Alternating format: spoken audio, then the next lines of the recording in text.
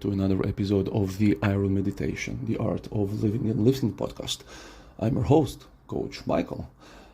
Today, I want to share some practical practices and some routines I use to keep my, I call it emotional hygiene and personal space very clean and neutral.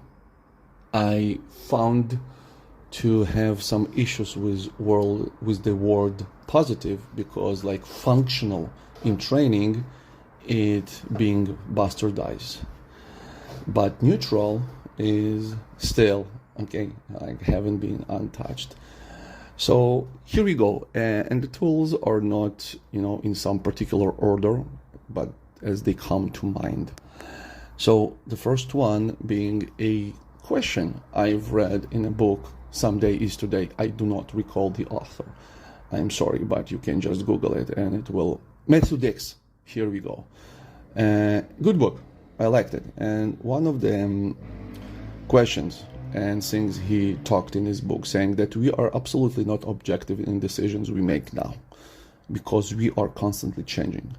But if you will ask yourself from a 100-year-old self perspective, then you like getting a more genuine and a more real answer, especially if you learn how to feel, how to listen into this little inner voice that is very quiet and it's very short.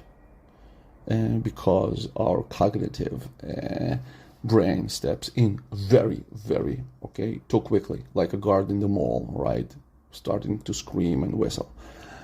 So between the, if you ask yourself, should I don't know, go and write another email and not spend time with, the son who's asking for my attention, and you will ask yourself what my 100-year-old self will tell me, you'll probably have an answer of, spend time with your son because you don't know when it's going to end, and it is going to end too soon. And as my student told me once, that in some years you will be the one who will be willing to pay for the time of your children with you.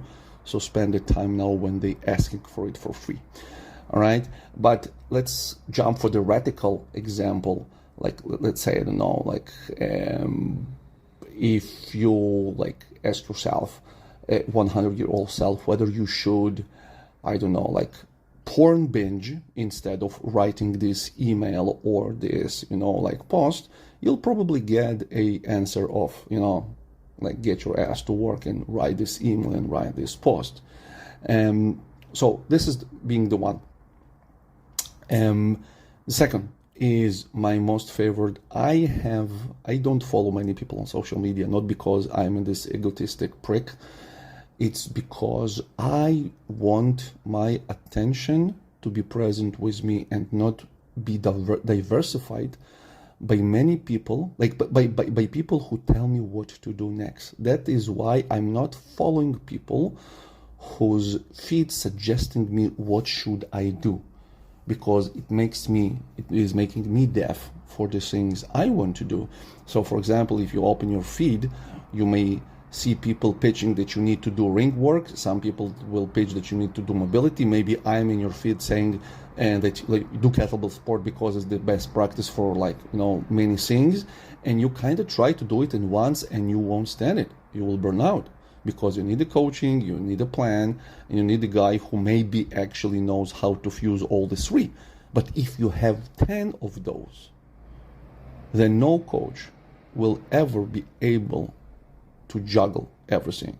From my own experience, 3 different disciplines is the maximum that you can actually pull off pretty decently.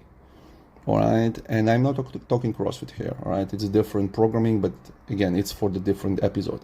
So in my social media feed, I have some, the map of Europe channel. I like it because it just shows me places that actually do motivate me like being natural, just saying, look at this beautiful village in Tuscany. How nice it would be to work from there. And that's it. And my mind is set up of writing, of recording this episode, like doing the thing that I know that will be bringing me close to buying this ticket. All right? For example. And trust me, you need only one, if you must, okay, only one motivational coach.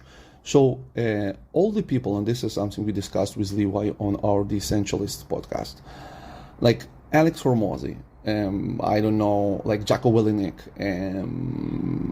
let's say Grant Cardone or Tony Robbins, whatever, Simon Sinek, they all talk about the same stuff. If you really know how to deconstruct, they all speak about the same thing using very, very different language and sometimes too much emotional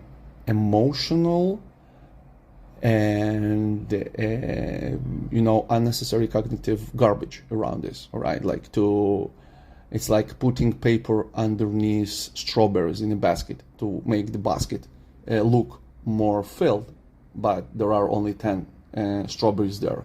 All right, so just pick one. All right, because at least you'll have only one person speaking your language from time to time, reminding you to try, I don't know, like to maybe more precise or whatever. Because if you'll have many of them, and I try this, you eventually going lost, you are stuck in place like a gazelle, you're frozen because you really don't know like who's right, like they all speak to correct things, but you cannot pull yourself in this correct direction all at once. So please, all right, clean your feed. And also, I'm not following people who make me feel bad. And again, this is like this one, you need to be very aware of yourself. Because there are like good people with a good content, but it is me, all right? Maybe it's my level of self-awareness, maybe this is my ego because I am human too. Somehow like following their accounts, it like makes me feel less successful. You know what? Not. It makes me to forget where am I in life and how many great things I've accomplished given my personal history. And it makes me feel like a failure, so I just not following them. And again, it's not coming from this envy, it's not my ego like stuff, it's me versus me. And like, it's the same as I'm not trying to pull a 400-pound deadlift because I know my limitation, my current limitation, I'm not there, so why even try? Okay, same like with this aware of self-awareness, all right? And the third practice, and I might even expand to the second part of this practical tools, but the third part, we're running out of time. The third practice is, like, I have much to say about your personal preferences, about priorities, here's the word, about hiring a coach and having a program, because it is not the money that you lack, all right? Trust me, all right? If you do the math, this is not the money that preventing you from hiring a coach or having a decent program for yourself. But with this being said, if you get free programs, and we all have free programs, like I have a folder in my PC that is like, I can basically, I don't know, sell them, open a gym or whatever, like full with great programs. So if you have a program, and if you started a program, finish it. Find a way, all right? Find a way to finish it. Scale down the weights, adopt the resting times, whatever, but finish. This is the best confidence and competence ROI that you can ever receive by just finishing programs, even if they're free. All right, because like, again, like it's not the program, okay? It's something beyond it. But again, so here you are, like you've started something, finish it, okay? Put an end mark and it will make you feel great.